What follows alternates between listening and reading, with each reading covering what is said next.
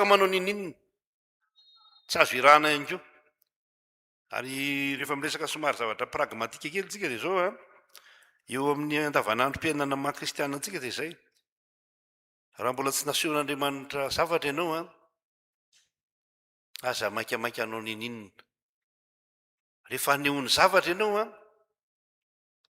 aza mangatakandro misy zavatra nge asehoan'andriamanitra amitsika renay zavatra tsy apozotsika renay misy fampiseho kery ataon'andriamanitra eo amin'ny fiainatsika zay mibetsaka ny olona no lasa hoe mpiandry satria nosotranon'andriamanitra tamin'ny fomba nahagaga ary io mahagaga io tsy fantatry zay tsy miaina azy io fa iainan'ny olona zay tena mahalala an' jesosy kristy ary io fahefana io a na ny tenin'andriamanitra zay toriana amin'ny fiangonana de manova zavatra betsaka efa navelanao navelatsika hanakery teo amin'ny fiainatsika ve ny tenin'andriamanitra fa tsy mbola manakery eo amin'ny fiainatsika ny tenin'andriamanitra mbola mandany tenin'andriamanitra ny fiainatsika ny fombatsika ny fihevitrika tsy afaka ny anao nininina amin'ny fitoriana filazantsaratsika tsy afaka hoiraka tsy mety hoiraka mahomby amin'ny fitoriana filazantsaratsika tsy mahavita nininitsika raha tsy tena manaiky io fahefany tenin'andriamanitra io misy teny anankiray eo amin'ny jaona toko fahadimy andiny fahadimy roapolo teny mahagaga izy io fa mety hinotsika fotsiny angamana indraindray jaona toko fahadimy andiny fahadimy roapolo vakio indray eo amin'ny filazantsara anareo fa jaona toko fahadimy andiny fahadimy roapolo ina lazaina eo 5:25 lazaiko aminareo marina de marina tokoa avy ny andro ary tonga kehitriny zay andrenesan'ny maty ny feony zanak'andriamanitra zay mandre dia ho velona zay mandre dia ho velona ny heriny ny feony zanak'andriamanitra ny heriny ny tenin'andriamanitra zay manova zavatra manova olona ary zany ihany ny tiako lazaina zany rehefa mamaky an'ity soratra masintsika de zao a tsy manirak'olona tsy mahalala na manaiky ny heriny andriamanitra tsy manirak'olona tsy mahalala ny fahefany akory andriamanitra herin'andriamanitra mety misy zavatra tranga manokana ihany ka rehefa irahan'andriamanitra ianao zany a dia asehon'andriamanitra fa mahery izy fa ao amin'ny isaia toko fahenina ditratsika fa ny orory ny fanamban'ny tokonana dona tsetroka atao anatin'ny tempoly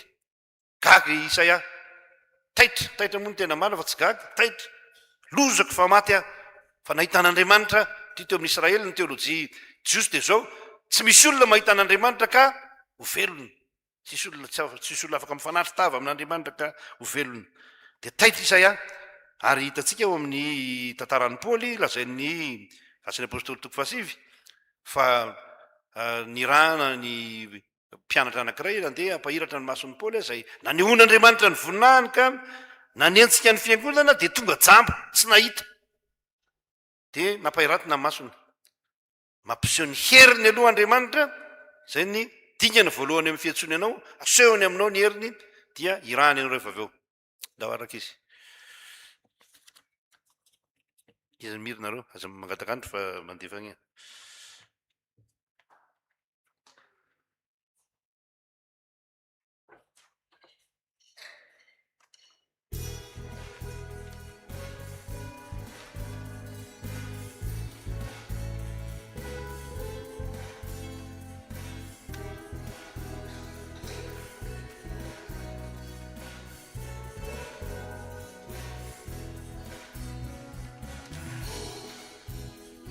Jehovah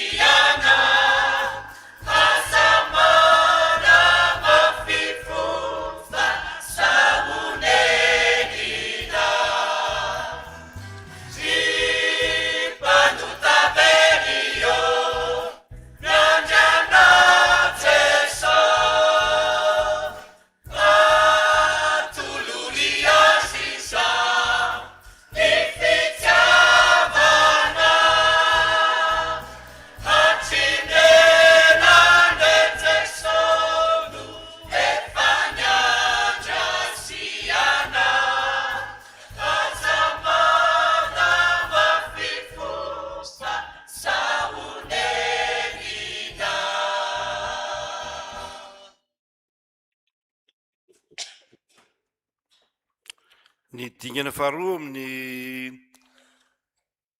fanirahana antsika ataon'Andriamanitra zany a dia ny antsoina hoe ny fanetretena lalina, ny fanetretena lalina. Itsika moa zany rehefa mahita zavatra mahombona indray na dia nivavaka mafy aza tamin'ny fotoana hoe hitahian'Andriamanitra an'ireny, nisy tsy salama dia noentintsika mbavaka dia tena nivavaka tsika satria olona tao an-trano, vady, zanaka sy ny rehetra, dia gagitsika fa sitrana le zaza na omby ny zavatra natao, isika zay no manahirana mantsy, tsika dia malaky mirehare, zay maha olombelona tsika, malaky mirehare tsika. Petera tsy nahita trondro atry ny alina fa rehefa nanaraka ny tenin'i Jesoa dia nahazo trondro be dia be. Dia eo no mipetraka ny fanetretena lalina. Eo no mipetraka ina atao hoe fanetretena lalina moa zany? Ny atao hoe fanetretena dia ny fahitana ny elanelana misy aminao sy Andriamanitra. Hitanao amin'izay ny elanelana misy aminao sy Andriamanitra. Teo ianao niezaka hatry ny alina tsy navita ninninona, tsy nahazo ninninona. Ny teny Andriamanitra, ny teny Jesosy Kristy, nanaraka ny teniny ianao, nahazo trondro be ianao. Samy hafa zany ny alina sy ny fotoana zay nandrahan'i Jesosy dia tsy ny méthode akory na ny fomba fiasa no nanova zavatra fa ny tenin'i Jesosy. Ary eo no ahitan'ny olona hoe takaninona ny elanelana eo aminy sy Andriamanitra. Io natao fanetretena. Raha mbola tsy mahita an'io elanelana io ny olona dia mbola tsy azo irahana. Tsy azo irahana ianao rehefa tsy mbola mahita ny elanelana io. Ina moa ny elanelana io zany? Elanelana io dia hoe ianao olona mpanota fa Andriamanitra dia Andriamanitra masina. Andriamanitra masina Andriamanitra. Tsy olona tahaka anao izy ka hoe azonao valiana na hifanatrehana amin'ny fitsarana. Mijoba 7:24 misy an'izany. Tsy olona tahaka antsika izy. Ary zay no ialana kely amin'ny toe-tsaina antsoina hoe anthropomorphisme. Atao hoe anthropomorphisme dia hoe ny fieverana n'Andriamanitra ho tahaka ny olona ihany. hoe andriamanitra manambava manatanana manatongotra fa andriamanitra koa de verina fa mihevitra taka ny olona ihany zany ange ny endriky ny fanampo-tsampy anthropomorphisme andriamanitra de mila zavatra hoe mafanompona ny zanahary ntsika zao de hoe zanahary atsona zanahary lahy zanahary vavy any amin'ny faritra maro misy an'izany atsony zanahary de misy zanahary lahy de zanahary vavy de hitonana tantely hitonana zao mba amaly fity mba ahazo fahasoavana to Antananarivo eto ary mahita an'izany tsika any Ambohimanga any ke misy an'izany misy mitoraka vato ao anatin'io rano Ambohimanga iny olona hoe mila te azo zaza te azo zao de hoentinao ny lambahoany ny akolamena sy ny rehetra satria verina fa tahaka izany Andriamanitra lavitra n'izany anefa Andriamanitra ary zay ny elanelana misy amintsika sy Andriamanitra ary io no tsy saromy-peteraka izy hoe mela amitro fa olomeloka zany hoe tsy afaka miaraka tsika raha ny tena marina fa ianao Andriamanitra masina zaho olomeloka ihany zaho olona ihany olona tsisy ninona kory aho fa tena olomeloka tokoa ny tenin'ny petera io moa zany hoe miala fa olomeloka tsy hoe fandroahana an' Jesosy akory fa fanajana io tahotra masina zay ngano lazako azy amin'ny teny malagasy madio tahotra masina io raha ohatra isika amin'ny teny frantsay hoe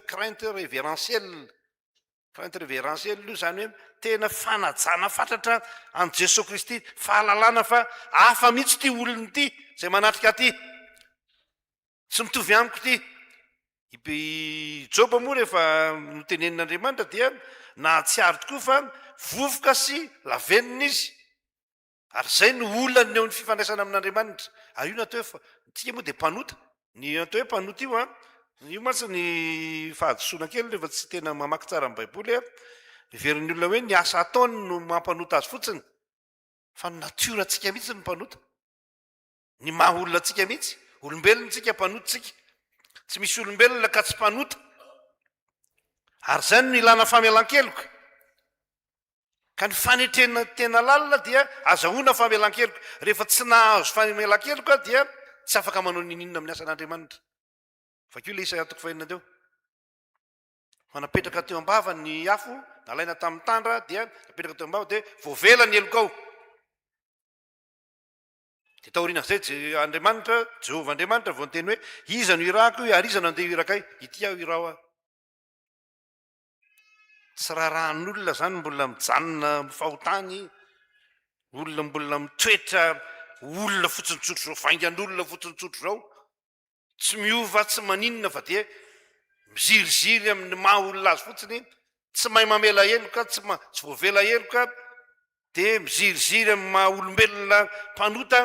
zany no irahan'Andriamanitra tsy maniraka olona taka izany Andriamanitra fa olona navela ny eloka satria mahalala tsara ny efitra mampisaraka azy amin'Andriamanitra inona moa ny efitra mampisaraka atsika amin'Andriamanitra fahotantsika ary ny fahotantsika tsy akta fotsiny tsy asa fotsiny fa natiora koa fahotantsika natiora koa ary tokony hatsiaro an'izany ny olombelona miaina rehetra de mahatsiaro hoe mpanota zay no natonga n'ilay mpanoradalàna moa zany ny sy le fariseo mpanoradalàna moa zany sy ny mpamoretra samy nitsangana ny vavaka mpamoretra moa de nitantarany zavatra vitany rehetra zavatra tsara nataony tao am-piangonana tao amin'ny tepoly nanao fanaty izy nanao an'izao raha amin'ny androtsika zao de hoe za nge manao voka dehibe za nge manao trano hoe za manao an'izao zao mivavaka za tsy tapaka mivavaka isan-kalady de lay mpamoretra kosa nytetsy njoron-dalina tesy de tsy sany andranolanitra kory ozy izy ny soratra masina fa nyteny tsotra manao hoe Andriamanitra mamindrafo amiko mpanota de hoy Jesosy hoe inona efa nao marinina rehefa niditra tany an-trano inony marina ny olo anankiray milaza fa navita zavatra be tao amin'ny fiainana tao amin'ny depoly sy ny rehetra ary izany fanetreteny zany no tian'Andriamanitra ananantsika rehafany mba ho iraka mahompotsika zany no mahatonga ny asan'ny fiangonana nge tsy efikasy ozy izy ny filazana azy tsy efikasy ranay zany no mahatonga tsika tsy efikasy amin'ny ninona any anaty atokopiry tsika anaty sampany tsika anaty fikamanana samy hafa amin'ny fiangonana tsika sahala amin'ny sonenina toerana eo fotsiny fa tsita zay fiovana tsita zay fiovanana indray ary mampalahelo zany io misy nge nanareo mpiasa fahasalamana ary zany de mandiny tenany am'izany keo tsika rehefa malala ty andronareo moa androany ka de mamahazo kely nareo misy fikambanana tany amin'ny 5 taona lasa na 20 taona lasa natsangana teo amin'ny fiangonana ny sampana anankiray ohatra zay mbola tsy nisy teo amin'ny fiangonana avy de olona zato ny mpikambana tao 20 taona teoriana olona 20 ny mpikambanao nandroso hoe ny fikambana zany sa nemitra zany nemitra zany misy fikambanana hoe zato taona ny orenana ny sampana zao jerena nefa olona 50 ihany ny ao anatiny eo de raha jerena zao ny tantara zany firy ary le nanomboka tato de ndraindray mahita ny hoe zato kay ny nanomboka tato 50 sisa afaka zato taona mietrehitra zany tsika mandintena ao anatin'izany rehetra zany rehefa malala fa sao io fanetretena lalina io no tsy ao ny tsy fahalalantsika ny elanelana misy amintsika sy izy Andriamanitra fa mandroso fotsiny tsotro zao tsika ao anatin'izany na de tsy mahalala ninina azy de mandroso fotsiny ao anatin'le raha rehefa malala Andriamanitra ny amindra fo amintsika ananantsika fanetretena lalina fa rehefa mahalala ny elanelana misy amintsika sy Andriamanitra io sika de mahalala mibebaka sika ary avelan'Andriamanitra eloka ianao de rehefa voavela eloka de irahan'Andriamanitra ianao ao indray ary mitoro teny amin'ny hira indray nareo ankizy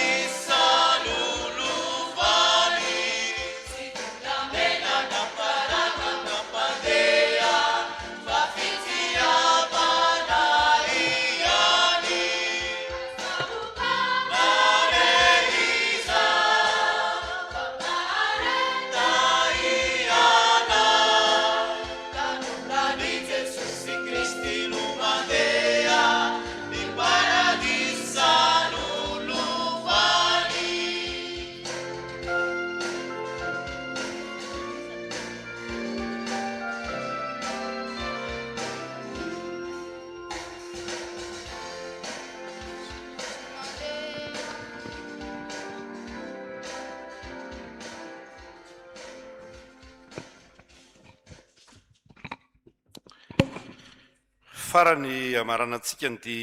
dingana ny fiantsontia ao zany ny voalohany teo zany de hoe mampiseho hery izy a fampiseho-kery no dingana voalohany a ny faharoa de fanetretena lalina ary ny fahatelo sady farany de fanirahana sy iraka izany irahana moa zany dia inona no mission raha ohatra ka lazaina amin'ny teny mahazatra antsika zany ny raha afaka manoratra ny aty amin'ny afaka manoratra nareo afaka manoratra soraty hoe fanirahana io zany efa misy eo fa soraty reny de hoe afaka manoratra zareo de soratany kely eo amin'ny écran io hoe fanirahana io zany zava-dehibe ny hoe fanirahana io a de atao akaikiny io ny hoe fanarahana dingan'ny fanirahana tsy asiana hoe dingana ka hoe fanirahana fotsiny soratanareo de asy soratra hoe fanarahana indray eo akaikiny io inona ny mahasamy hafa n'izay teny zay inona zao ny hitanareo fa mahasamy hafa ny teny hoe fanarahana sy fanirahana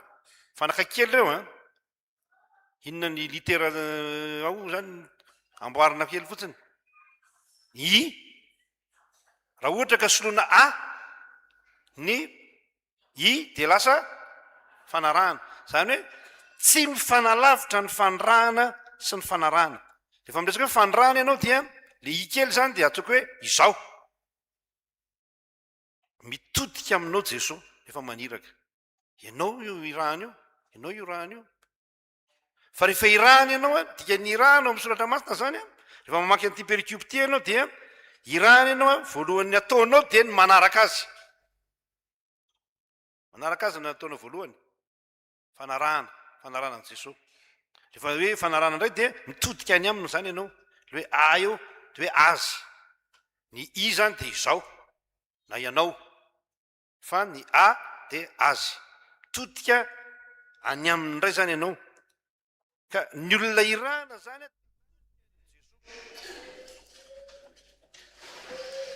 zany mitodika any aminao jesosy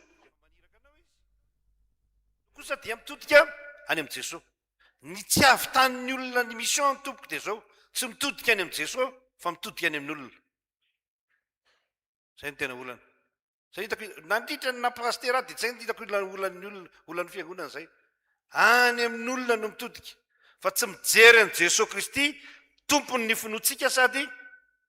mpanefa azy varina any amin'ny olona ahita tantarakelak'iray efa nylatarain'ny namantsika teto ihany l izy na varina ty mety ho tantara miforonona angambany fa nisy olona ono nandena anatona ny mpitandrina pastera dia niteny taminy hoe za pastera tsy hivavaka ntsony fa maninona ianao tsy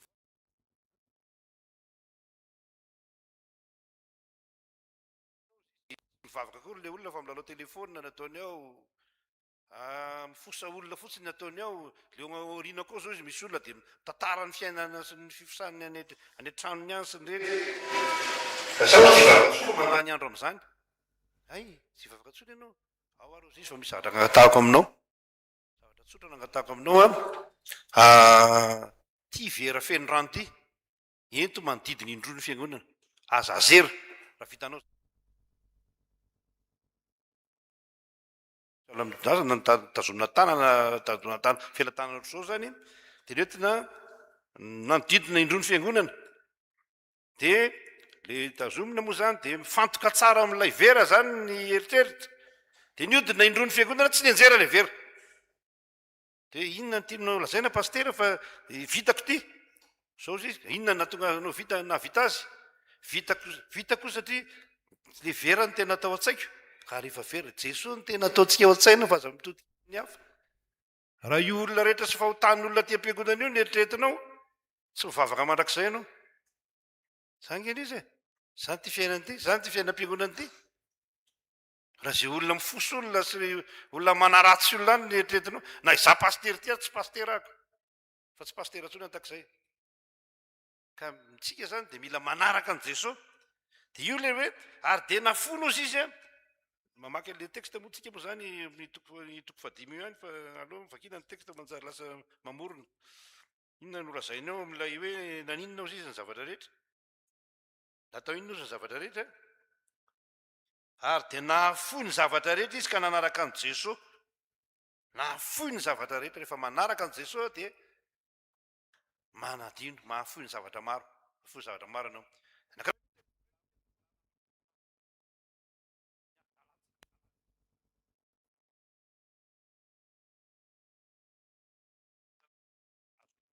eto amin'ity tantara ity fa le trondro be azo zay mitovy am'izao ihany moa zany ny antony nanara-tolona tamin'izany moamidy dia azona vola nampanakarena mpianatra ny trondro be ny manana rato izy manana sampokely izy tsy voalaza ao mihitsy hoe dia nomeny ny ranona ny sampokeliny fa reny rehetra reny dia noentiny nanaraka an' Jesosy avokoa rehefa mafeno zany fefety zany ka mahafoy zavatra maro am' Jesosy miteny hoe mpantasa amin'ny teny grika dia hoe zavatra rehetra izy rehetra en totalité tsy misy zavatra hafahafa hoe ny poketranao dia fonao an' Jesosy fa ny tenanao tsy fonao an' Jesosy zany reny zao nataony olona mantsy poketra ny fonao an' Jesosy avoaka ny anaty poketra ny omeny dolo zao fa ny fiainany tsy omeny an' Jesosy ny fahotany tsy omeny an' Jesosy zay tenen'ny fiangonana anao zao ndray tsika zao anao tramotsika dia manao izy fa ny fiainany tsy fonao an' Jesosy tsy omeny an' Jesosy tsy atolony an' Jesosy ny fiainany dia hany ka olombelona tsy miova no manompo an'Andriamanitra dia amin'ny fiangonana tsy mahaova ninninona koa tsika rehefa zany inona no misy eo ampanaoviny antsika nefany ny misy eo ampanaoviny antsika nefa dia zao olona kosa no azonao maniraka atsika anaratolona izy misy teny malaza ao amin'ny Matio 4:7-10 vakeo ndray aloha faraparany te Matio 4:7-10 ino teny malaza ao aonany le teny malaza io ao vakitsika amin'ny anaran'i Jesosy zany teny zany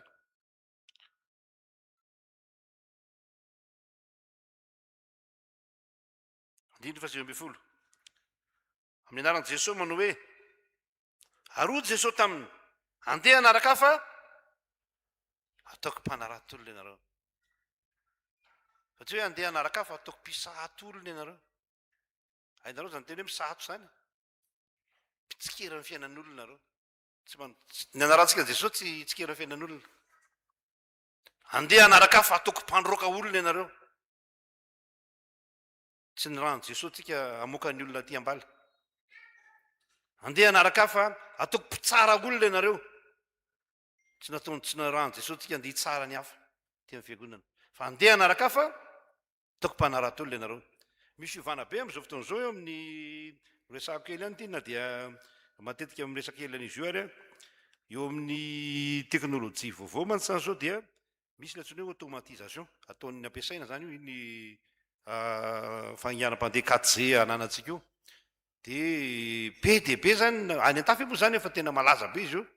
dia zavatra rehetra dia automatika daholo manao fiara reny ny akamaroan'ny usine manao fiara efa vitsy kely ny olona miasa sisany fa ny masinina rehetra any dia automatika daholo mandeha fotsiny mametraka fitaratra mametraka motera mametraka zao efa masinina daholo mametraka azy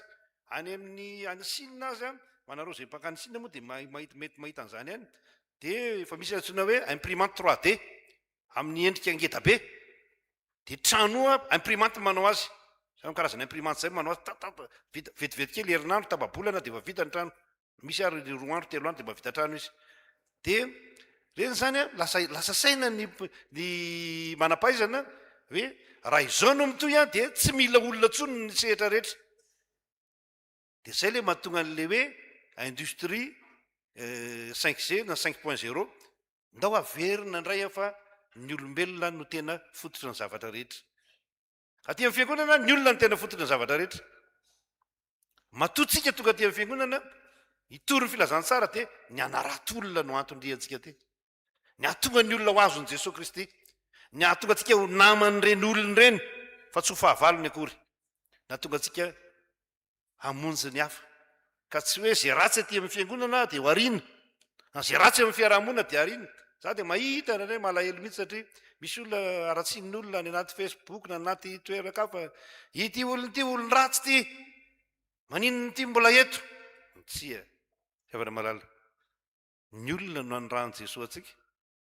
ka dia raha tena misy zavatra tokony hampiaritsika zany amin'ny fiainana andavanandro fiangonana dia io manarato olona io io mitona olona io mitona olona ho an'iza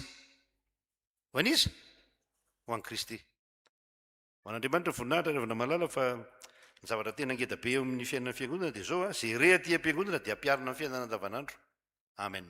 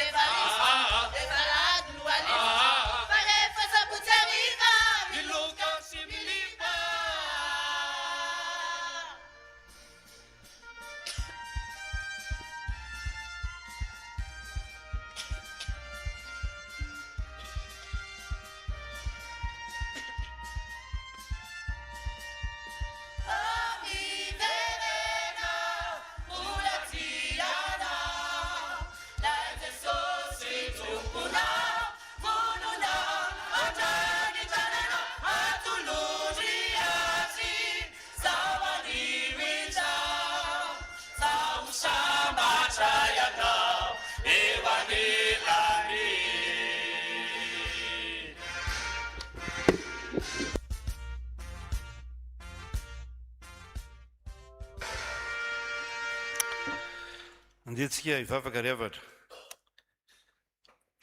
Andriamanitro mamindrafo aminay fa mpanoty zahay. Misaotra anao zay no ny famelan-keloka nomenao. Ndreto zay nandre ny teninao tompo, na tamin'ny alalan'ny hira na tamin'ny alalan'ny toriteny, ary mandiny tena fatratra,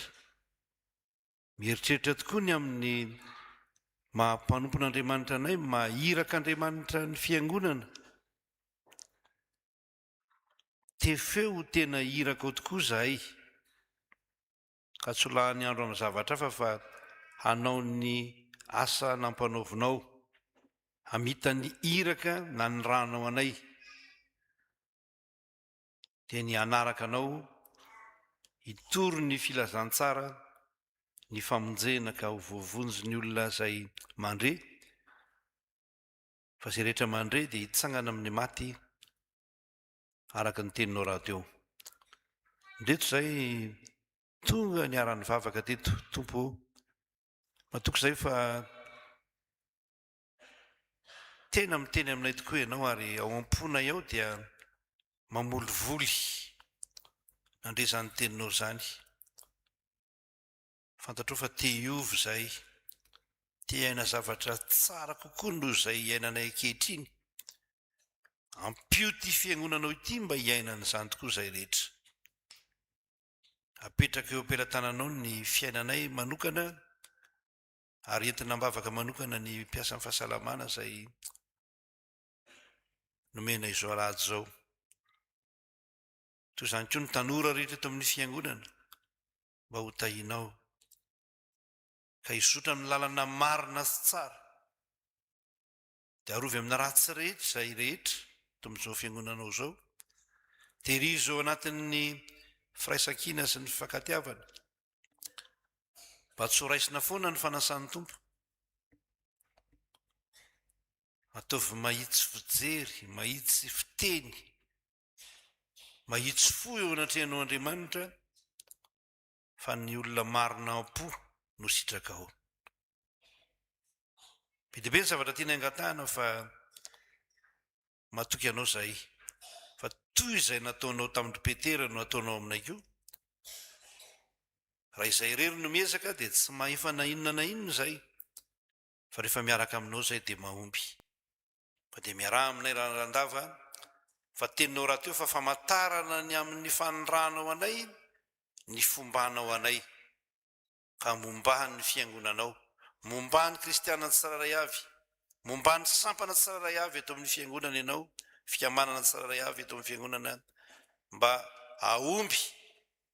ary ho gaga zay mahitsy izany fahombiazana zany, satria no Jehovah nanao izany. Izany vavaka izany tompo dia ka manay mivavaka nampianaran'i Jesosy anay manao hoe: raha ianao izay ny an-danitra, masinina ny anaranao, tonga ny fanjakanao, tao any sitraponao, ty an-tany tahaka ny any an-danitra. Eo anay izay anasazo anay, ary mamela ny eloka tahaka namelanay izy ny eloka taminay. Aza mitona anay amin'ny fakapanahy fa manafahana amin'ny ratsy, anao ny fanjakana sy ny ary ny voninahitra mandrakizay. Amen. Anditsana antsika hanao ny fanekem-pinoana arana faharoa, ho mariky ny finoana zay ao anatsika. Isika mino an'Andriamanitra iray, raitsotoa, mino an'Andriamanitra sy ny tany, ary ny zavatra rehetra nanita na nitsika. Jesoly Kristy tompo iray, zanaka latoko an'Andriamanitra, miteraka ny ray taloha zao rehetra zao, mazava avy amin'ny mazava, Andriamanitra tokoa avy amin'Andriamanitra, miteraka fa tsy natao, ray amin'ny zavatra rehetra, izy no naharina izay tontolo zao. Ny antsika olombelona, sady famonjenantsika, enina Andriamanitra izy, nataony fanamasina ny nofo avy tamin'ny Ejipty, dia tonga olombelona. Mbola tamin'ny fijaliana fanavotana antsika, tamin'ny nanapahan'ny Pilato izy, maty izy ka nalevina, tsara tamin'ny maty tamin'ny fahatelo, araka izay nosoratra izy. Niakatra amin'ny Andriamanitra izy, ary mipetraka eo amin'ny tanam-pahafanan'Andriamanitra. Avy any ny vidray amin'ny voninahitra, tsara mivelona sy maty, ary mandrakizay fanjakana. Isika mino fanamasina, tompo sady tamin'ny aina, izay avy amin'ny Kristy zanaka. Raha itsaona no sakafasana miaraka amin'ny Kristy zanaka, izy dia niteny tamin'ny vavampaminany. Isika mino fiangonana iray, masy, miorona ny fanambarana ny tao, ary manerana ny tontolo zao. Isika manaiky ny baptisy iray fa miara-keloka, sady manantena ny fitsangana ny maty, ary fiainana manasay amen.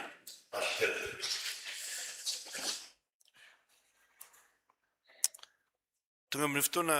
ifampiarabantsika ravana malala fampiarabitsika ary dia zay ao am-ponao antsainao no iarabony namanoa eo akaikinao eo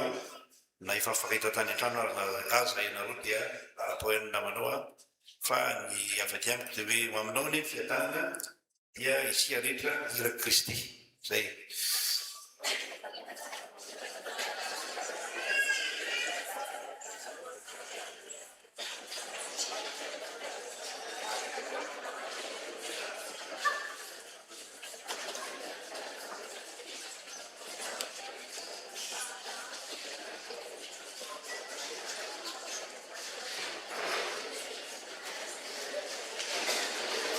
Aminao fiadanana dia iraka Kristy andrenao ary ahomby amin'izany iraka mpanaovina anao amin'izany. Totsika dia iarahaba avatsika na soasoavana nandritra ny volana lasiny ka hatramin'izao alady faharoa amin'ny volana jolay izao. Zay rehetra nahazo fahasoavana zany tao anatin'iny dia avy hatrany dia ataontsika izay dia zay vao ataontsika fiarabanana ny mpiasa fahasalamana. Pomadika kely eo ny anna fa aloha zay mihitsy aloha fa manjary lasa anna kely izy. Iaraba ny nahazo fahasoavantsika ny hira faharoa andininy zay vita dia dia amin'ny alitara hoentina mbavaka ho arapaina raha teo nato.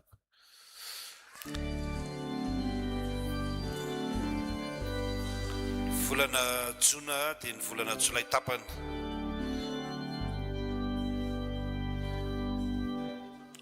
Misa aurani isana risa uluna tuntulu isa dia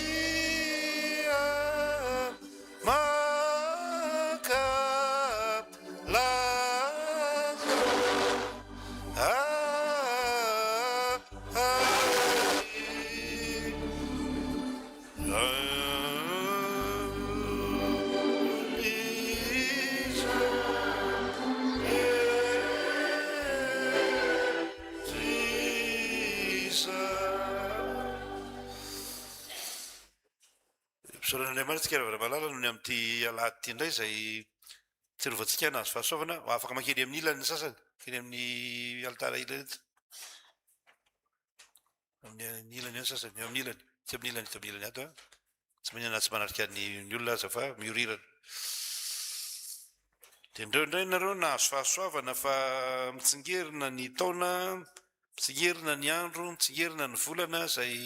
nandraisam-pitahiana avy amin'Andriamanitra dia miarabanareo no tahin'Andriamanitra tompoka ary manonona ity teny ny soratra masiny ity ho antsika rehetra tsika fiangonana no hamaky izany miaraka ho an'reto avantsika reto amin'ny anaran'i Jesosy ho visy varahina ny hidinao ary hifamatitra amin'ny andronao ny fiadananao dia ho tanteraka aminareo tokoa anie zany ary tena mila an'izany zao amin'izao andro zao misy mpangalatsolony zao zay misy mahagaga mihitsy moa zany fa misy manahirana eto amin'ny firenentsika kanefa tsy hiditra lalina amin'intsika fa dia mila ny fiambenan'ny tompontsika mila ny fiarovantsika fa zava-dehibe ny fiarovan'Andriamanitra io hifamatra amin'ny andronao ny fiadananao ahitany zanany ianareo na tsingeritaona inona na tsingeritaona inona kalazaina dia ahitany zany tokoa ianareo ataontsika fiangonana hitsangana hivavaka ho an'reto avantsika reto nahazo fahasoavana. Fifaliana ho anay tokoa tompo Andriamanitray ny miaraba ny reto havanay reto ary mivavaka ho azy ireo noho ny fahasoavana nomenao azy ka dia mitsingerina indray ny fotoana nandraisam-pahasoavana mety daty nahaterahana nandraisam-pitahiana tamin'ny alalan'ny batisa nampandray fanasan'ny tompo na nanaovana ny mariazy na antony samihafa ny mety nahazoana asa nazahoana ndraikitra reny rehetra reny dia fantatra ao ary entinay ampeza tokany eto anatrehanao tompo, mba hitahinao anreto mpanomponao reto, taio ny asantanany, taio ny zanany, taio ny ankonany, taio ny asany, taio ny fikasany, ary indrindraindrindra vokiso fa ela velona izy fa mangataka izany aminao zay rehetra, arovy amina ratsy rehetra reto, ary ho tratry ny taona mitsingeriny indray heri-taona tahako izao. Dia tsy finaranao amin'ny anaranao ka ny fahasoavanao Jesosy Kristy tomponay, ny fitiavanao Andriamanitra rainay, ny firaisana amin'ny fanahy masina ho amin'izy rehetra ane, ary ho tanteraka aminy anie zany amin'ny androm-piainany rehetra, hifamatra amin'ny androny tokoa ny fiadanana. Misaotra Jesosy tomponay io, amen. Dia miraro ny soanareo ho tahin'Andriamanitra arabatratra ny fety dia manaova fety sambatra moa zany ho an'izay mety manao fety fa manana fifaliana manokana fa tratra zao tsingeritaon'izay. Dia zao indray nareo ho tratry ny taona maro manaraka ary arabaina eto foana ianareo isaky ny taona. Raso davary mahazo mipetraka fiangonana fianjava-maneno dia mahazo mipetraka ianareo.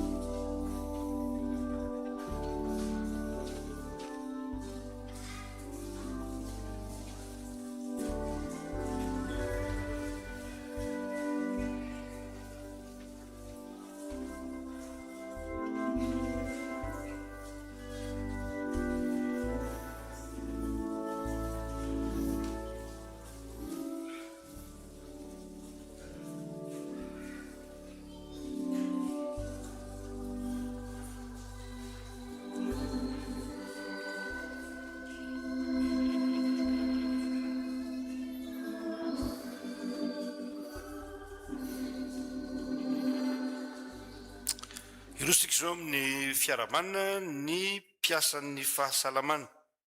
Fikambanana ny piasan'ny fahasalamana izay sady mankalaza ny tsingeritaona fa 540 ny orenana teto amin'ity fitandremana ity. Dia araka ny voalazany zareo tamiko dia hira izy dia ataony ny hira dia avy eo miakatra amin'ny birao fampiarapitsika anatin'ny fotoana fofo ihany zany rehetra zany voninahitran'Andriamanitra ndawary.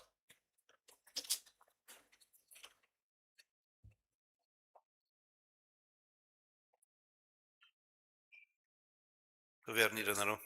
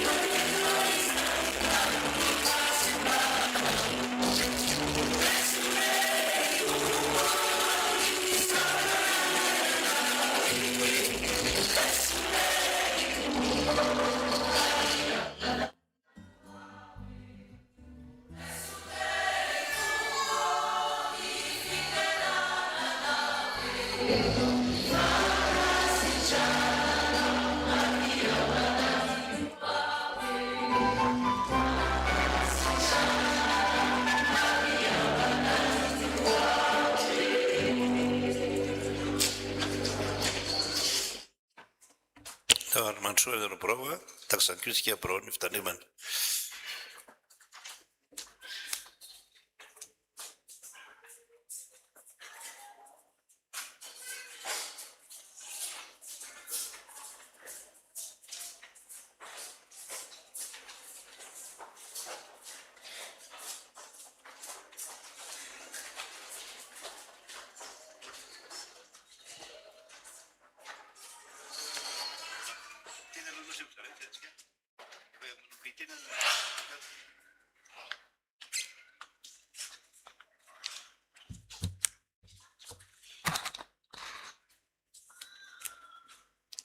Miarabantsika rehetra indray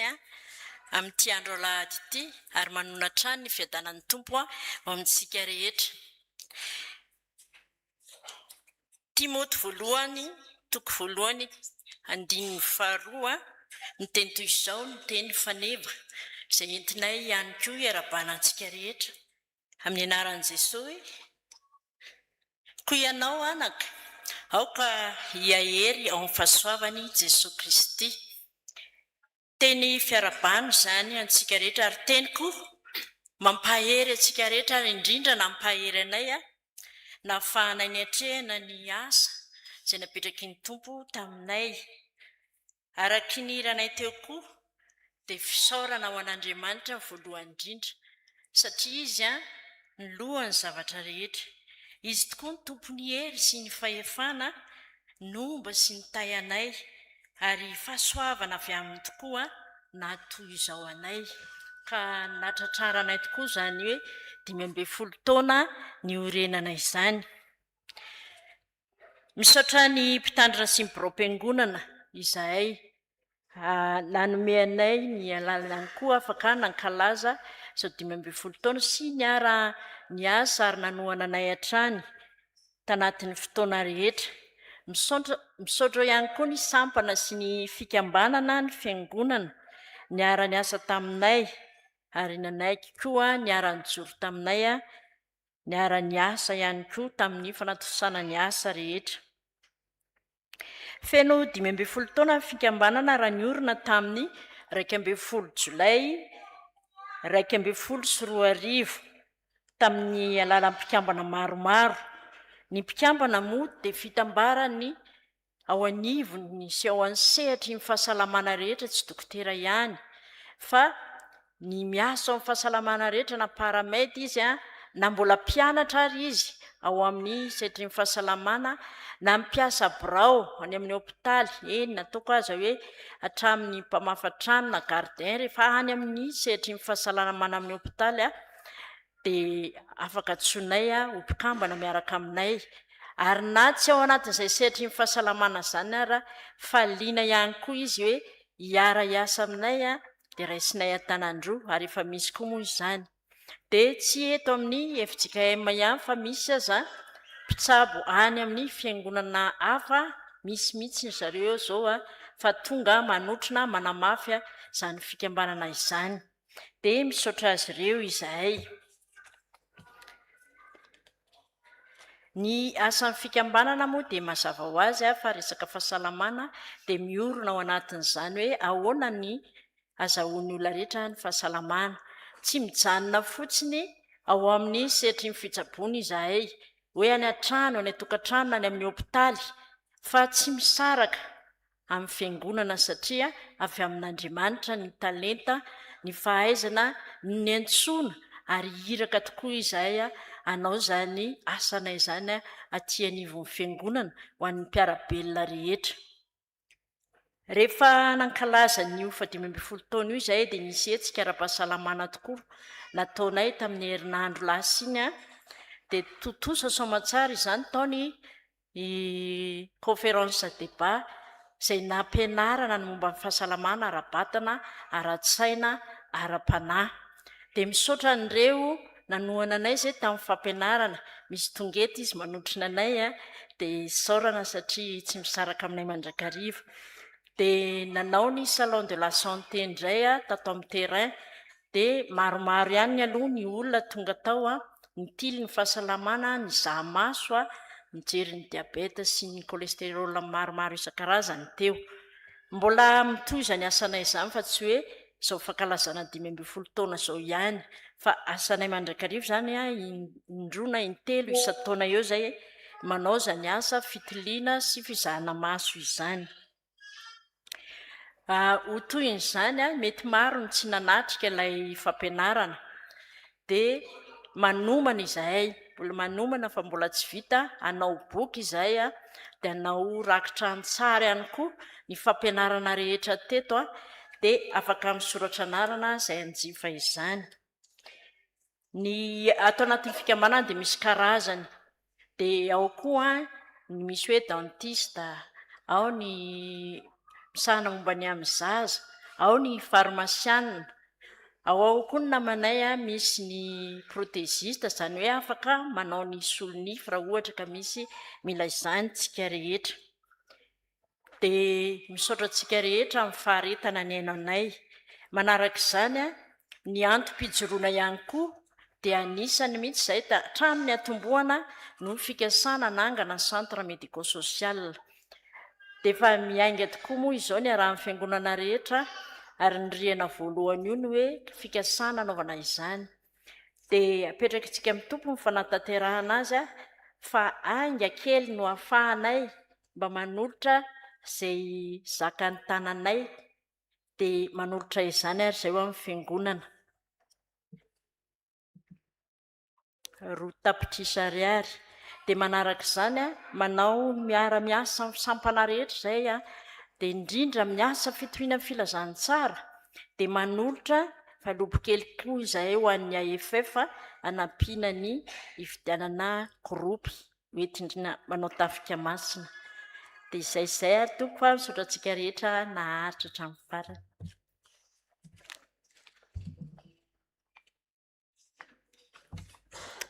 Foy ihany ny teniko ravana malala, misaotra ny tompontsika noho ny fahatratrarana ny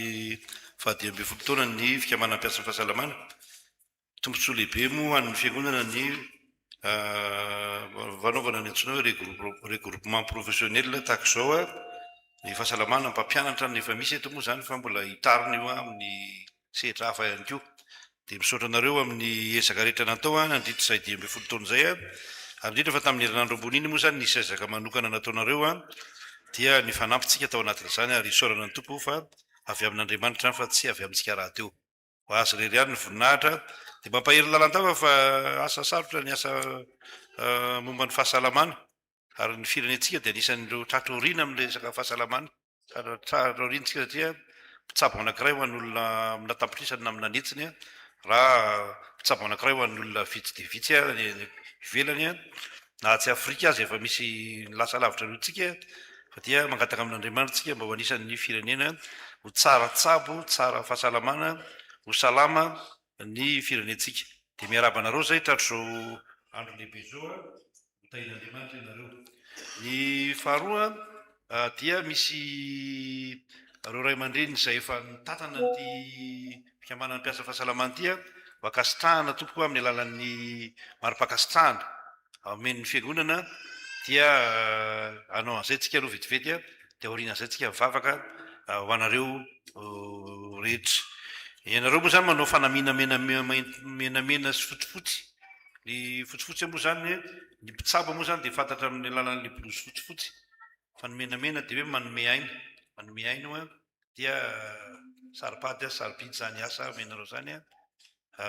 manome raha moa manome aina, fa mitsabo koa dia manome aina ny olona, mamelona dahoary.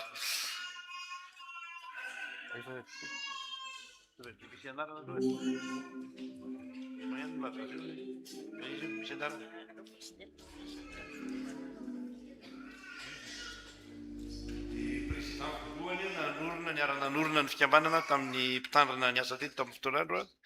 Andriamatoa Rakotoary manana Marcel, asa na eo i tonton Marcel, raha tsy eo izy na eo ny zanany na eo ny zanany dia mba mandray izany na io ny zanany na ray tapo aminy tsy misy miaravavaka daholo reo tahoara tsy tonga tsisy tsy hoe ny anina tahoara mena azy ty manaraka dia ao koa zany a ny dokotera andrianaly zao randrianaly andrianaly mamy lasa ary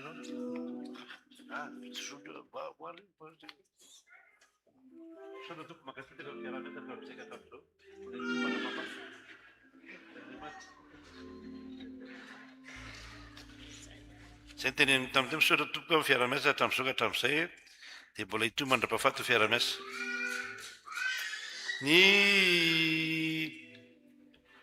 dokotera Razafindrabe Fanjaniany izy raha teo moa zany sady mbola filoha amperinasa dia misaotra tompoka amin'ny fiara-miasa dia ten'Andriamanitra hoe hitomany mandra-pahafaty fiara-miasa eto zany misy olona vitsivitsy zay niara-niasa hatramin'izay tao anatin'izay 2 taona zay ao zany a dokotera isany a sy professeur ny dokotera Randre Miarina ny Varjaona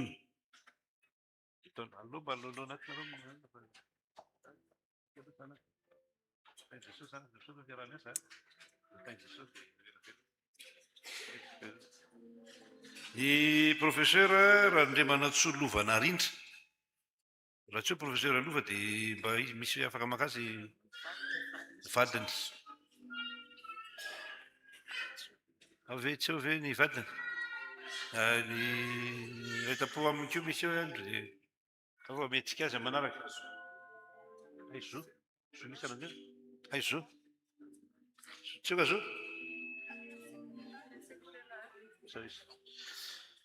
ny docteur Rabe Mananjara Daniel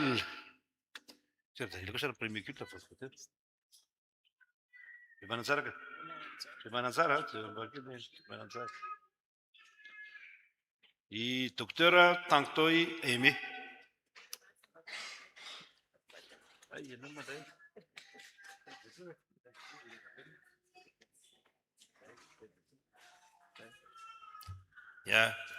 ny fahatelo manaraka izany dia misaotra anareo amin'ny fanampiana moa zay natao ho an'ny ezaka fanorenana ny tranobe eto amintsika teny ray mpavay ihany nataoko mikasika an'io ezaka tranobe io a tsy aitraitra akory fa fijerena no avin'ny fiangonana sy ny asany eto amin'ity tanàna misy antsika ity anankiray dia betsaka loatra ny olona ao anaty fahasahiranana ety amin'ity tanàna misy antsika itony a na eto Antananarivo mihitsy azy dia mandray antsara amin'izany ny fiangonana fa tsy mitaza-potsiny faharoa ny fiangonana dia mbola mitoy ny asa mandra-piavin'i Jesosy Kristy fiangonana matanjaka amin'ny lafiny rehetra no ilaina matanjaka ara-panahy fa matanjaka koa ara-bola matanjaka ara-pitaovana no ilain'ny fiangonana ka tsy fiangonana mirefarefa kely mampalahelo mandritry ny taona rehetra dia takizay foana fa fiangonana manana maizy azy a ary za dia samy teny hoe raha vita soamantsara io tranoa ao anatin'ny heritaona sy tapany eo raha 2 taona tena vita tanteraka dia anisany ankiray fiangonana matanjaka eto Antananarivo ity fiangonana Salema vaovao ity andehantsika rehetra hitsangana mba tanteraka izany eo anatrehan'ny tompo hivavaka aminao zay ho an'reto mpiasan'ny fahasalamana reto zay misehatra any amin'ny lafin'ny fahasalamana eto amin'ny firenenay asa saripady zany asa sarobidy zany asa lehibe zany satria tena asanao zany ianao rehefa naniraka amin'ny mpianatra dia tsy naniraka azy hoe mandehana mitory-teny fotsiny fa ho ianao hoe strano ny marary diovo ny boka ny malahelo dia hitorio ny filazantsara misaotra tompo ao fa manana nyreto mpikambana reto zay ao ny brao sy ny filo sy ny mpikambana rehetra taio aminao reo mba ahefa be any misehatra misy azy avy any ary vavolombelonao tsy hitsangamenatra manoloana ny jentilisa fa tanteraka tsara ny asa fanompoana ka ampiaiky ny olona rehetra fa zany ka kristianina zany ka mpitsabo zany ka olon'Andriamanitra misaotra tompo ao fa ataonao toy zany ny zanakay petraka eo am-pelantananao no avin'ity fikambanana ity petraka eo am-pelantananao ny ho avy ny manontolo ny ankonany ny toeram-piasany ary ny sehatra iasany ety amin'ny fiangonana taio amin'i Jesosy Kristy ny zavatra rehetra mampiseho ny voninahitra ao. Ho tratran'ny taona manaraka indray ny izy ireo, ary ho tratran'ny jobily fahatelo amby roapolo taona amin'ny fotoana izay tinindronao amin'izany raha teo. Amin'ny anaran'i Jesosy Kristy raha izany izany, ary ala-balay reto ava-maranay reto. Amen. Raha soa tena Andriamanitra.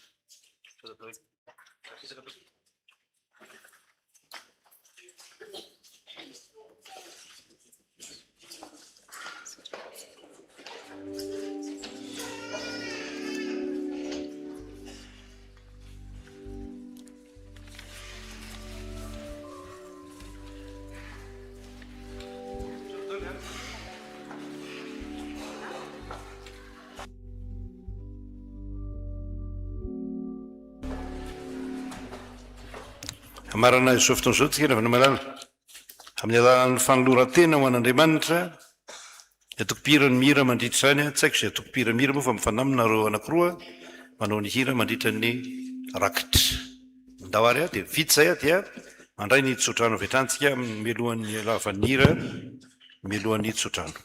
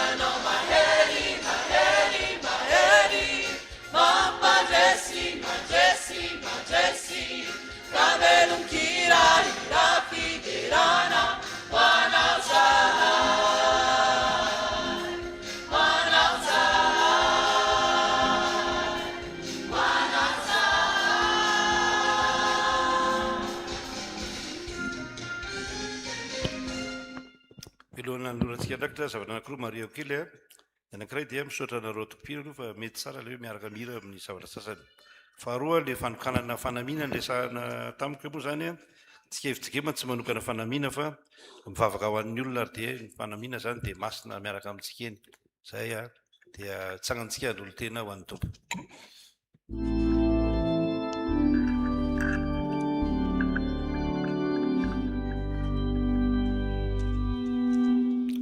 Raisua utumpuo fateu panumpuna rasuku iatu kana nufuisa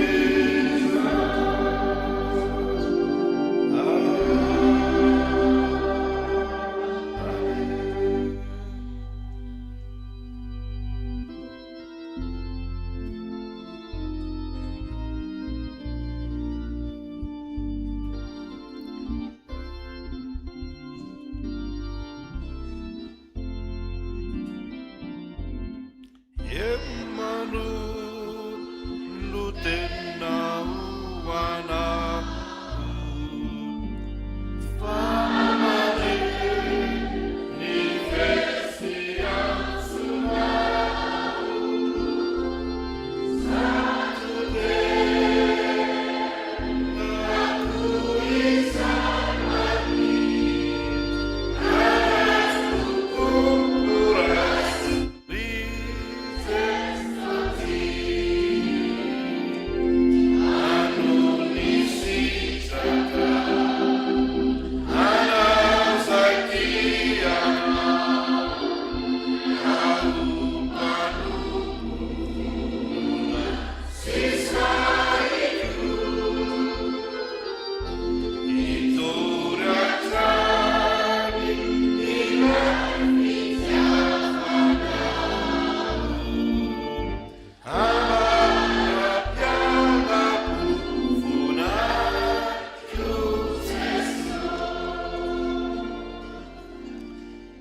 raiso amin'ny finoana fa atolotra anao amin'ny anaran'i Jesosy Kristy nitsodrano manao hoe hitahy anao anie Jehovah ka hiaro anao hampamirapiratra ny tavany aminao anie Jehovah ka hamindra fo aminao hanandratra ny tavany aminao anie Jehovah ka hanome anao fiadanana mandehana amin'ny fiadanan'ny tomponao amen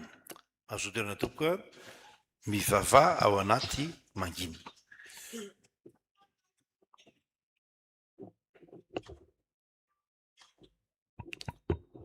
dia hoanao Andriamanitra tokana sady endrery ihany ny voninahitra amin'ny anaran'ny Ray sy ny Sanaka ary ny fanahy masina amen dia mirara fitahin'Andriamanitra ho antsika ravera malala ka tiako amenina mbola mitohy mianatra hatramin'ny faran'ny volana fa tapitra ny faran'ny volana dia miato kely tsika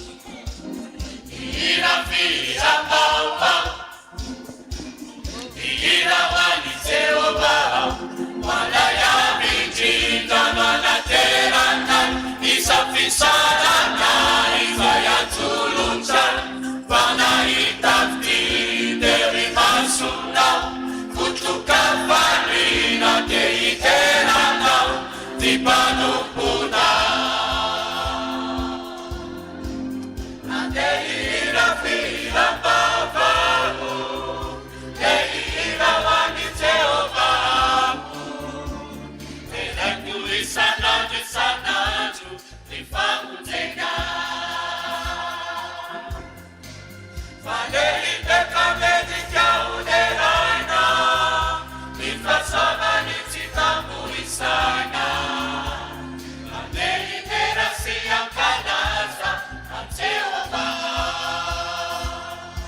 Ihina fihina papa,